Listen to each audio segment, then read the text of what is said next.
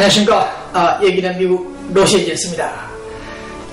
제가 지금 손에 들고 있는 것은 활짝 핀 꽃, 장미꽃도 아니고 시들어가는 생명이 다 끝나는 꽃입니다. 이 꽃을 죽이지 않고 살려보려고 예전처럼 생기는 꽃을 만들어 보려고 하루에 한두 번 정도 물을 갈면서 시도해봤습니다만은 끝내 이 꽃은 시들어가고 죽어가고 메말라가고 있습니다. 생명은 유한하다. 생명은 무한하지 못하다. 이 실정을 사실을 확인시켜주는 이 모습에서 우리는 많은 것을 생각하면서 이 방송을 시작하려고 합니다. 네.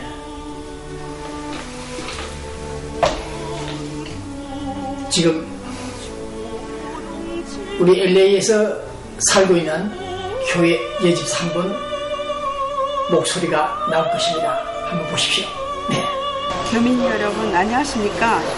저는 코리아타운에 사는 배집사입니다. 저는 지난 1월달에 우연히 케니오라는 법무사를 만났습니다. 제가 비즈니스를 하면서 억울한 일이 있어서 고소장을 부탁을 드렸습니다. 그런데 저한테 1,000불 그리고 1,000불 그리고 나중에 500불 술값 등등 그리고 택시비 명목조로 수시로 저한테 와서 돈을 받아갔습니다. 고소장은 차일피일 미루고 도저히 안 되겠어서 서류를 달라고 애원했습니다. 돌려주지도 않고 문을 닫아버리고 또 경찰을 부른다고 하더군요. 이게 이렇게 적반하장이 어디 있습니까? 교민 여러분, 너무 저는 억울했습니다. 이런 사람을 어떻게 하면 좋을까요? 네, 하나님도 용서할 수 있을까요? 네, 우리 LA에서 법률 행위를 한다?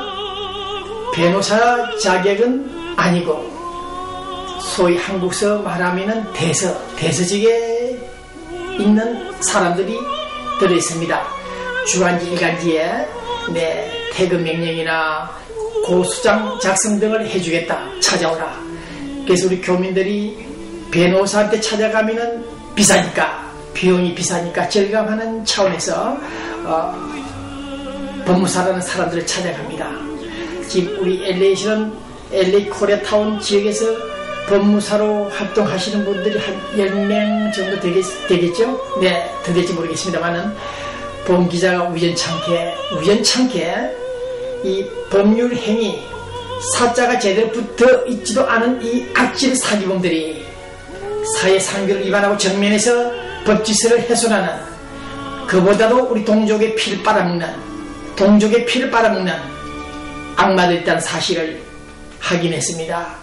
왜 이런 일들이 저에게 다가오는지 모르겠습니다. 제 몸에 귀신이 붙었는지 또 귀신 같은 놈들만 찾아옵니다. 네, 이번에 우연한 기회에 포착하게 된 동족의 피를 빨아먹는, 몇 년 전에는 깽가리 북을 치면서 노동법 위반을 했다는 미장원이나 식당 앞에서 영업방해를 했던 그 자들이 이제 사라지고 나니까 사자가 더럽게 붙은 법률 행위를 하는 자들, 법과대학에서 어떤 법학을 윤리학을 공부를 했기에 동족을 상대로 해서 고소장을 써준다, 작성해주겠다, 돈을 받아 챙기고 난 다음에는 고소장 써주지 않고 오히려 상대방에 찾아가서 딜을 돈을 받아 처먹고, 거기다가 고소장을 의뢰한 사람의 서류 자료들을 모조리 숨겨놓고 반납하지 않고 받은 돈도 반납하지 않고 이렇게 동족을 괴롭히는 이러한 못된 사기범들이 우리 코리아타운에 있습니다. 케네소 이름 두 가지를 쓰고 있는 이 케니오라는 사람을 본 기자 직접 만났고 확인했고 체험했습니다. 네, 나이 70이 넘은 노인이 흑인 폭동성금 당시 전 재산 5만 5천 불을 빌려주었다가 사기를 당하고 영빈관천 사장한테 그 돈을 찾겠다고 웰페어 받은 돈으로 고수장 작성 비용을 줬는데 그 돈을 해먹고 고수장 작성도 하지도 않고 봉 기자가 맡긴 자동차 사고 관련 자료도 받아놓고 작성을 하지 않았습니다. 내일 작성이 끝난다. 내일 호텔 가자. 제출하겠다. 내일 가자. 내일 가자. 내일 가자. 투모로 내일 가자. 내일 1시 반에 만나자. 1시 반에 오너라. 이석 6번 7번을 했던 놈이 결국 그 마각이 드러났습니다. 왜 이런 일이 일어날까? 저도 처음에는 의심을 했습니다. 뭔가 잘못됐겠지. 그게 아니었습니다. 이놈들이 바로 상습지능적으로 우리 동족들 영어를 못하고 영어 해석을 못하고 영어 작성을 못하는 사람들 상대로 해서 돈을 받아먹고 상대방을 찾아가 돈을 받아먹고 고소 작성을 하지 못하게 폐기시키고 고소장 자료도 보내지 않고 있습니다. 이번에 제가 직접 목격했던 케니오라는 자는 지난주에 접근 금지까지 내렸습니다. 고소장을 의뢰한 사람을 자기 사무실 찾아오는 고객 카스토마를 못 오게 막아버렸습니다. 이런 짓을 한두 사람한테 하지 않았다. 자기에게 오는 사람들께 거의가 이런 수법으로 돈을 같이 하고 사기치고 고소장을 작성하지 않고 은폐시키고 돈의 상대방을 이렇게 한 해인 사실들을 확인했던 사실입니다.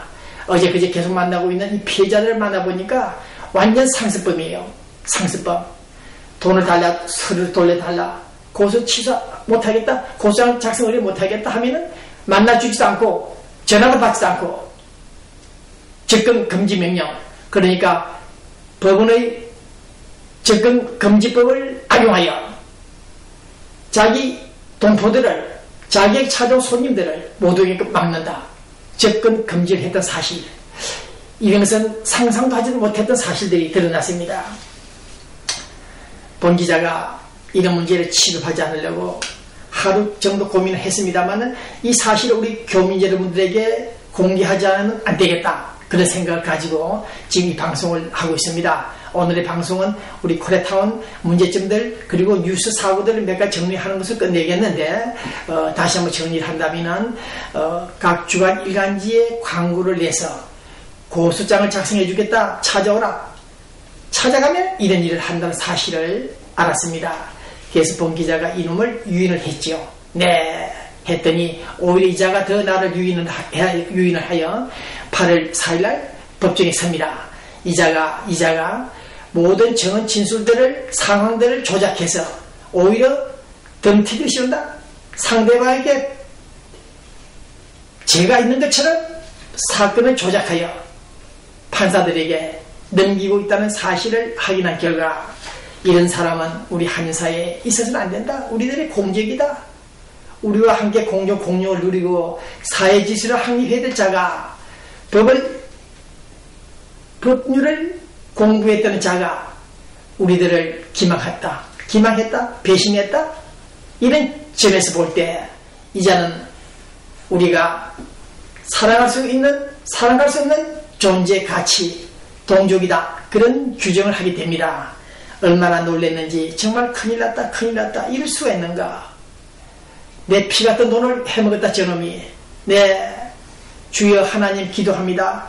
종교인들이 저 앞에서 눈물을 흘리다시피 흘리면서 이 케니오 그 이상의 인간들이 2사람 정도 있다고 합니다. 더 악질범들이 있다고 합니다. 이런 사실을 볼 때 본 기자는 충격을 가누지 못하겠습니다. 어떻게 이런 일이 일어날 수가 있는가. 네, 우리 한인타운에서 말이죠.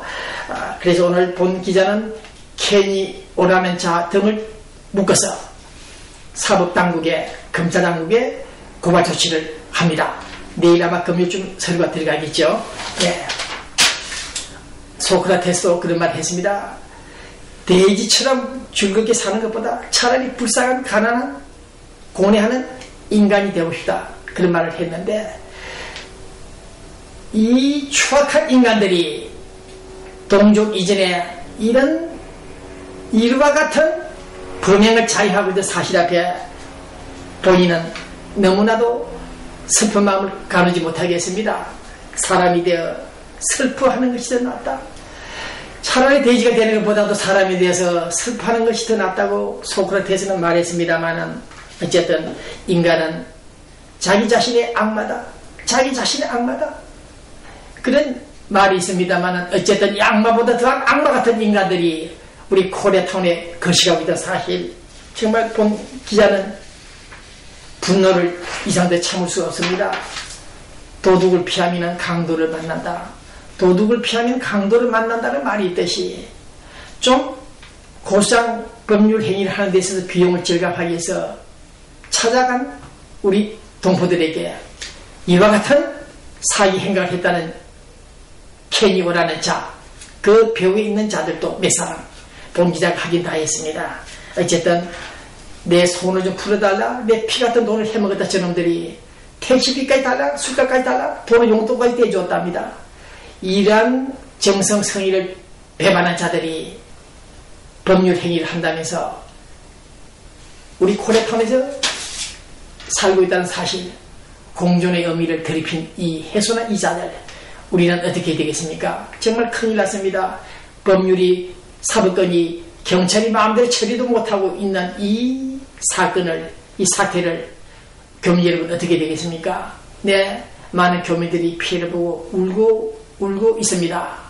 네, 관련 사실은 다음 주 방송에 다시 보도하도록 하겠습니다. 네.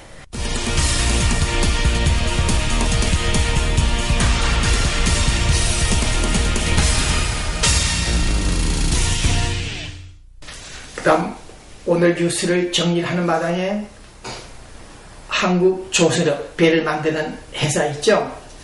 박정희 대통령이 그 어려운 때에 강냉이 죽을 간신히 그 기간을 회복한 넘어간 시간에 중화공업 육성을 하고 조선 산업을 이룩하고 자동차 산업에 불을 질렀는데, 이제 대한민국 조선업이 세계 수주 1위를 마크했다.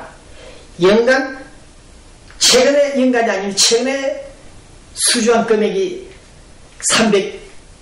320억 달러가 됐다는 뉴스가 나와 있습니다. 이런 점을 볼 때 우리 대한민국 조선업이 중국까지 G2에 이르는 중국까지 따돌리고 1위가 됐다는 이 사실, 얼마나 반가운 뉴스인지 모르겠습니다. 지하에서 눈을 감지도 못하고 있을 것 같은 박정희 대통령, 그분이 이런 뉴스를 오늘 들었더라면 얼마나 좋아했을지 모르겠습니다. 네, 자동차 산업도 미국 전 세계를 휘어잡고 있으며 일본 차를 따돌리고 있다, 그런 상황이 있으며 전자 제품은 말할 것도 없고 이런 조선업까지 1위를 차지했다는 오늘 이 뉴스를 볼 때, 야, 대단한 대한민국이라고 다시 한번 노래를 부르고 싶은 심정입니다. 그러나 우리 LA에 있는 교민 수필가 한 분의 얘기 듣고 있습니다. 네, 아들의 아들, 이게 무슨 말이냐? 아버지가 아들을 낳았다. 그 아들이 장가를 가서 아이를 낳으니까 아들이 아들을 낳았다. 아들의 아들. 네, 이란 수필을 읽고 있습니다. 무슨 내용이냐면요, 네,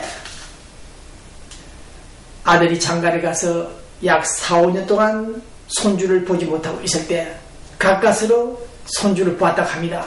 그러니 할머니 되는 사람이 얼마나 기뻤는지 손주를 안고 안아서 시간 가는 줄 모르고 살고 있는데, 느닷없이 아들놈이 어머니 아버지 직장을 옮깁니다. 타주로 옮깁니다. 동부로 간다 그랬나요?